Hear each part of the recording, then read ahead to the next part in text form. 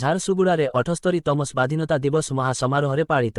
ଦେଶକୁ ସମୃଦ୍ଧି ଓ ପ୍ରଗତି ପଥରେ ଆଗେଇ ନେବା ପାଇଁ ସଂକଳ୍ପବଦ୍ଧ ହେବାକୁ ଜିଲ୍ଲାପାଳ ଅବୁଲି ସୁନୀଲ ନରୱଣେ ଆହ୍ୱାନ ଦେଇଛନ୍ତି।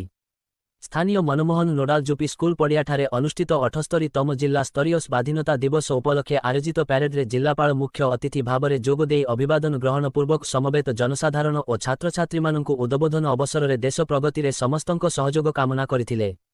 ରାଜ୍ୟ ସରକାରଙ୍କ ଦ୍ୱାରା ପ୍ରଶାସନକୁ ଲୋକାଭିମୁଖୀ କରିବା ତଥା ବିକଶିତ ଓଡ଼ିଶା ବିକଶିତ ଭାରତ ଲକ୍ଷ୍ୟରେ ସମସ୍ତଙ୍କ ବିକାଶ ପାଇଁ ଯୋଜନାମାନ ପ୍ରସ୍ତୁତ କରାଯାଉଥିବା, କୃଷକ ସଶକ୍ତିକରଣ ଓ ଜଳସେଚନ, ମହିଳା ସଶକ୍ତିକରଣ, ସ୍ୱାସ୍ଥ୍ୟ ଓ ପରିବାର କଲ୍ୟାଣ, ଶିକ୍ଷା, ଶିଳ୍ପ, ଯୋଗାଯୋଗ ଓ ପରିବହନ, ଯୁବ ସଶକ୍ତିକରଣ ଓ ବିପର୍ଯ୍ୟୟ ପରିଚାଳନା ଦିଗରେ ଲୋକଙ୍କୁ ସେବା ଯୋଗାଇବା ପାଇଁ ପ୍ରାଧାନ୍ୟ ଦିଆଯାଉଥିବା ଜିଲ୍ଲାପାଳ କହିଥିଲେ। ସ୍ୱାଧୀନତା ସଂଗ୍ରାମରେ ଆତ୍ମବଳିଦାନ ଦେଇଥିବା ସଂଗ୍ରାମୀମାନଙ୍କର ସ୍ମୃତି ଚାରଣ କରିଥିଲେ। ଏହି ଅବସରରେ ମୁଖ୍ୟ ଅତିଥି ଶହୀଦ କରୁଣାକର ସିଂ, ମିଟୁ କୁଅନ୍ର, ଗଣେଶ ଉପାଧ୍ୟାୟ, ସଂଗ୍ରାମୀ ଚିନ୍ତାମଣି ପୂଜାରୀ, ବିହାରୀରାମ ତନ୍ତୀ, ଗଙ୍ଗାଦତ୍ତ ଦାସ, ବଂଶୀଧର ଦାସ, ଅର୍ଜୁନ ଗୁପ୍ତାଙ୍କ ସହ ଅନ୍ୟାନ୍ୟ ବରେଣ୍ୟ ସ୍ୱାଧୀନତା ସଂଗ୍ରାମୀଙ୍କ ଉଦ୍ଦେଶ୍ୟରେ ଶ୍ରଦ୍ଧାଞ୍ଜଳି ଅର୍ପଣ କରିଥିଲେ।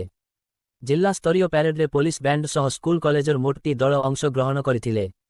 Senior ଡିଭିଜନରେ Lakshmi Narayan Mahavidyalaya NCC, junior ଡିଭିଜନରେ ଜବାହର ନବୋଦୟ ବିଦ୍ୟାଳୟ ଓ ସବ୍ ଜୁନିୟର ଡିଭିଜନରେ ବ୍ଲୁ ବେଲ୍ ଇଂଲିଶ ସ୍କୁଲ ଶ୍ରେଷ୍ଠ ପ୍ୟାରେଡ୍ ଦଳ ଭାବେ ବିବେଚିତ ହୋଇ ମୁଖ୍ୟ ଅତିଥିଙ୍କ ଠାରୁ ପୁରସ୍କାର ଗ୍ରହଣ କରିଥିଲେ। ସେହିପରି ବିଦ୍ୟାଳୟ ଓ ମହାବିଦ୍ୟାଳୟ ଛାତ୍ରଛାତ୍ରୀମାନଙ୍କ ମଧ୍ୟରେ ଆୟୋଜିତ ବିଭିନ୍ନ ପ୍ରତିଯୋଗିତାର କୃତି ଛାତ୍ରଛାତ୍ରୀମାନଙ୍କୁ ପୁରସ୍କୃତ କରାଯାଇଥିଲା।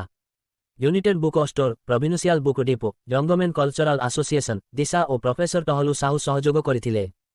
ତମ ଜିଲ୍ଲା ସ୍ତରୀୟ ପ୍ୟାରେଡ୍ ପରିଚାଳନା କରିଥିଲେ ରିଜର୍ଭ ଇନ୍ସପେକ୍ଟର ଗଗନ କୋଇଲିଆର ମହାନ୍ତ, ସହଯୋଗ କରିଥିଲେ ସର୍ଜେଣ୍ଟ ଅମିତ କୀର୍ତ୍ତନିଆ।